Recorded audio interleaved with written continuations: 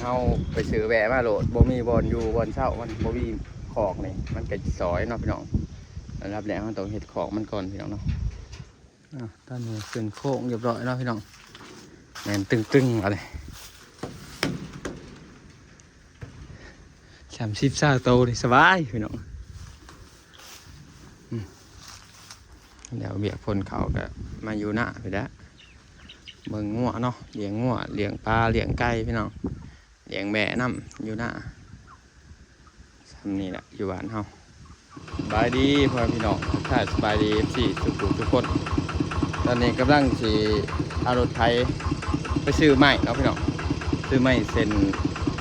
มาเตรียมเห็ดขอกแบะเนาะพี่น้องก็คือเขาเกินไว้ตั้งแต่เป็นเรือนที่แล้วเนาะพี่น้องมาอยากเลี้ยงแบะเนาะก็เลยมื้อนี้ก็บ้างานแน่พี่น้องเนาะบ่มีงานก็เลยว่าสิไปซื้อไม้ซื้อจัก10 เซนเนาะพี่น้องเอาแค่ไม้ขาวไม้อันนั้นมันไม้อันนั้นมันซื้อเนาะส่วนบาตัวปูฮะตัวแป้นปูหันจะบ่ซื้อแป้นเนาะพี่น้องเพราะเฮาบ่มีงบเนาะก็เลยว่าสิเอาไม้ไผ่ตัดไม้ของไม้ไผ่เอาซับผากเอาใส่เอาเนาะพี่น้องเนาะปูไปเดี๋ยวไปเบิ่งไปส้มกันเนาะพี่น้องว่าไม้9 เซน10 เซนมันสิเบิดงบเท่าไรเนาะพี่น้องซื้อตะกอกับปูอีหยังมาเนาะเบิ่งไปส้มกัน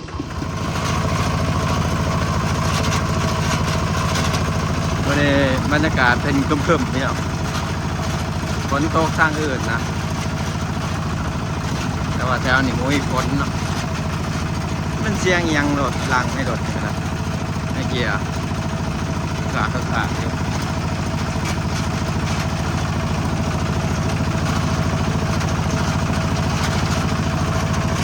นี่มาหอดมาพี่น้องใหม่ก็อึดถึงแพงอีกเนาะเจ็ด50 60 พันพี่น้องนี่พี่น้องเอา7 เซนเนาะที่ว่าบาสิเอา10 เซนเห็นมี7 เซนก็ได้เอาซ้ำซะ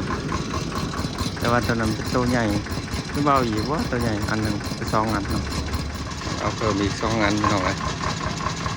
เพิ่มอีก2 เซนเนาะไปมัด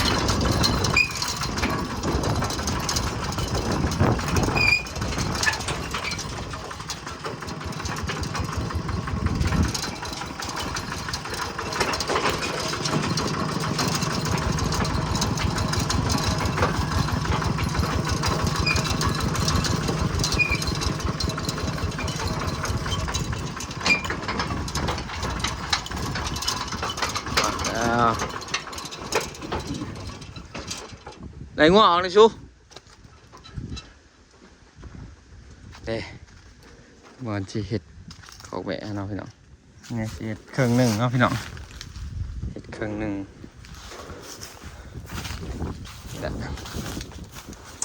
เสียวสูงประมาณเพียงนี้เนาะพี่น้องห่างจากดินประมาณ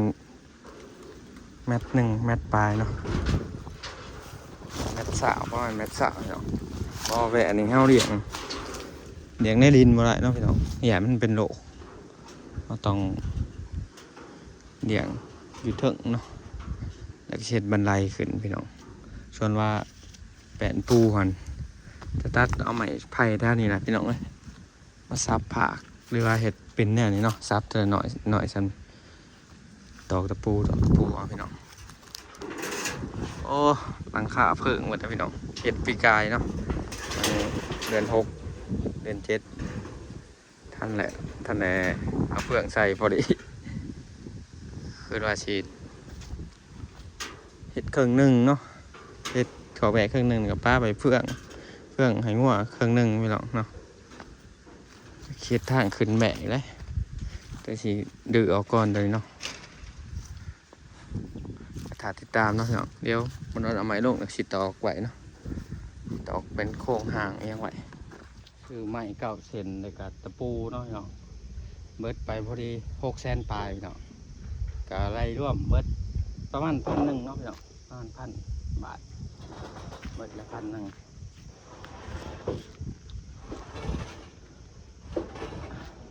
อันว่าไปเอาแป้นมาปูน้ำนี่แข็งนะยังเบิดลายอยู่เนาะตัดเอาใหม่สางไผ่ท่านไม้ไผ่หวานนะมาซับ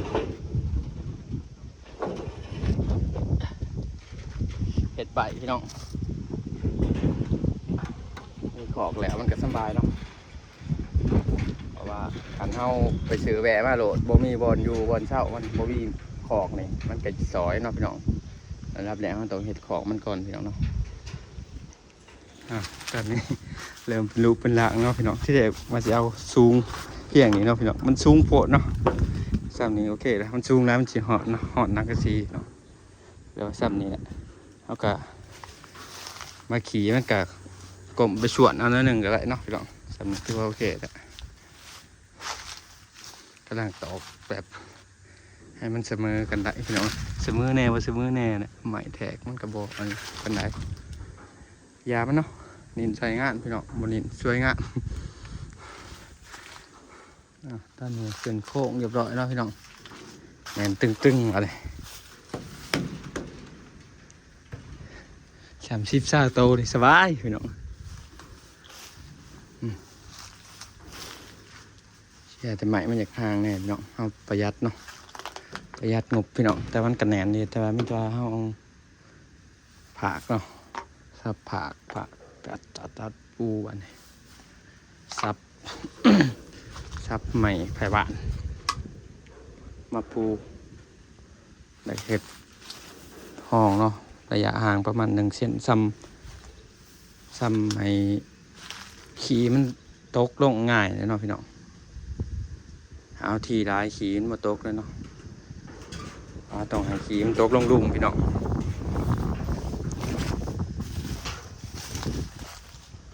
นี่สิตัดออกแล้วมันเกิดมาจะแอมอีกเบื้องนี่พอเบื้องนี่ปลาไหวเด้เฮ็ดทางขึ้นเบื้องได้เนาะเบื้องนี่พี่ได้นี่ทางขึ้นเบื้องห่าวตัวนี้พี่ได้ย่างคางนี่อีกเนาะท่านนี่แอมพี่น้องหาใหม่ไว้ใส่อีกแล้วใหม่ก็บ่พอสักพี่มั่งอะไรหนีน้ำแน่ได้นี่มาเปิดใส่นี่อีกเปิดเห็ดประตูตัดเอาใหม่แถวนี้แหละพี่น้องเอ้ยคอยเห็ดไปเนาะพี่น้องคอยเป็นคอยไปโอ้ยหลังกระสีก็เพิ่งไปหมดแล้วนี่ก็จะเอาออกซะเอามาแอมขอกแหวะเบิดปลาพอแรงงัวยืนเนาะพี่น้องพอแรงงัวรบฝนเฟื่องหันคือสิบริคนนั่นแหละเฟื่องหยากลายอยู่นะแต่ว่าใช้ตัดหญ้าตัดยุงตัดหญ้ามันกินแถวนี้แหละพี่น้องบางหัวเขาก็บ่ร้ายเลยเนาะหัวคายออกน้ำบางอย่างนี่ก็3-4 โตกาชีเลี้ยวย่ำไกลๆชิย่ำฝนกับว่าสิคายบักเทิกออกน้ำพี่น้องเทิกใหญ่ตัวนะเพราะหลายๆเงินมาซื้อแบะเขาเนาะพี่น้อง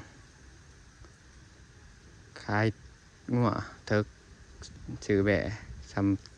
3-4 โตเนาะพี่น้องแม่3 ผู 1เนาะพี่น้องเลี้ยงซ้ำนี้ไปก่อน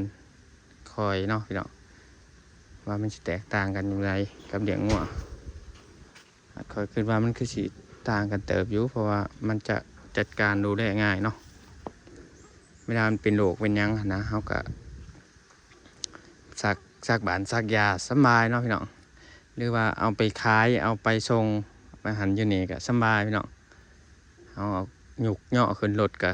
ง่ายๆเนาะผู้เดียวก็ย่อได้บ่คืองัวอะไรพี่น้องงัวเวลาเป็นโรคเป็นหยังเนาะจับฉีดบานฉีดยานี่ยากแถมไม่ได้อยากขายก็ต้องเอาไปขายคนอื่นก็บ่ได้เพราะว่ามีรถส่งเลยต้องให้พ่อค้าเขามาเอาอย่างเดียวเนาะเขาก็ให้เฮาถือเนาะพี่น้อง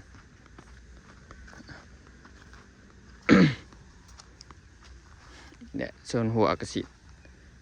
อ้อมตัดชนี้เนาะพอดีหัวให้มันทีกระชีให้แบะเด่นน้ำแท่นี้นะพี่น้องสีอ้อมหัวเห็ดหัวดีมาให้แบะออกน้ำเนาะเพื่อให้มันย่างแท่นี้เนาะเวลากลางคืนก็ให้มันขืนนอนขอกมันเนาะพี่น้องติดตามเนาะพี่น้องจะเป็นยังไงเริ่มแล้วอันนี้เดี๋ยวให้แล้วหน้าปลาเสาหน้าแสงก็เริ่มแล้วเลยย่างพ่นเขา2-3 ล้านเนาะของลูกค้าเพื่อที่จะปิดงานที่เดี๋ยวออกมาอยู่หน้าไปจ้ะเดี๋ยวมาอยู่หน้าเนาะไกลอยู่หน้าพี่น้องใหญ่ไปละพอซุปใหญ่ขายไปนำดีบางอย่าง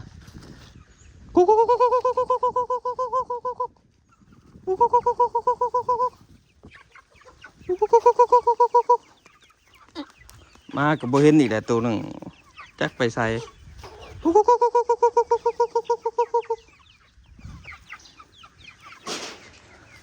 ยังน้องอีกพี่น้องบนท่านในรุดอยู่บนท่านในรุดกันบนเลยรุดกันมันฝนตกมากเอาปลามาปล่อยเลยนะอยากลายรุดก็ได้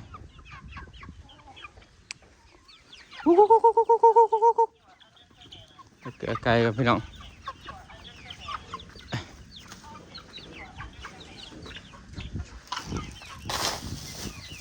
น่าจะมาต่อมานี่ไข่นะ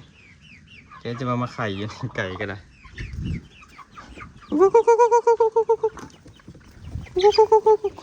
โอ้ขี่ไก่ไม่ได้ท่านปวดใส่ให้หน้า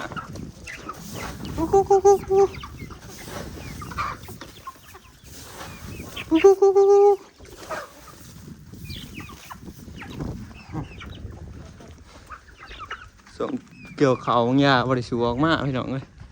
ส่งคุ้มเบียกได้ลายจักมากินน้ำแน่ตายน้ำแน่เนาะ3-4 โตพี่น้องไก่กันนะอันนี้เฉพาะพวกยูน่าอันนี้พี่น้องมีอยู่บ้านน้ำเนาะบ้านหันจะเป็นเป็ดแต่ก็ไก่น้ำซุ่มหน่อยนะซุ่มอนุบาลซุ่มอันนั้นเนาะซุ่มบ่อใหม่มันเอาไว้บ้านเนาะนี่ใหญ่ซ้ำนี้มากจะเอามาปล่อยอยู่หน้าพี่น้องนี่เจอรุ่นนี้ใหญ่ก็จับขายไว้ตั้งใหญ่มันได้ซ้ำโลปลายเนาะมีประมาณ30 ปลายโต30 ปลายโต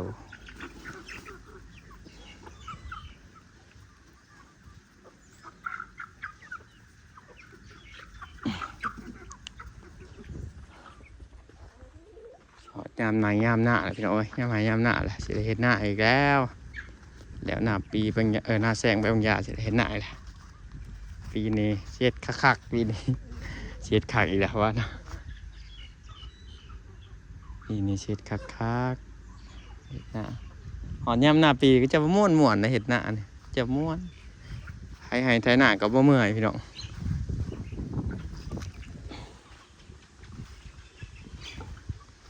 เดี๋ยวเบียกพ่นเขาก็มาอยู่หน้าไปแล้ว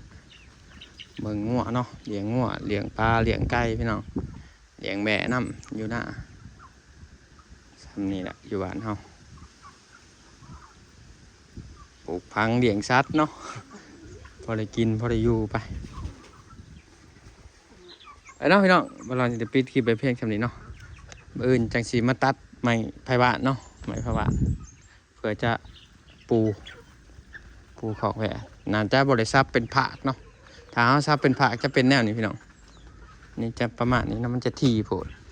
เขาจะเอาซ้ำประมาณนี้ผ่าประมาณสันนี่ครับตอกปุ๊บแล้วก็ตอกปุ๊บไปเนาะพี่น้องซับแนวนี้ยานขี่มันโมลง กันที่พี่หน้า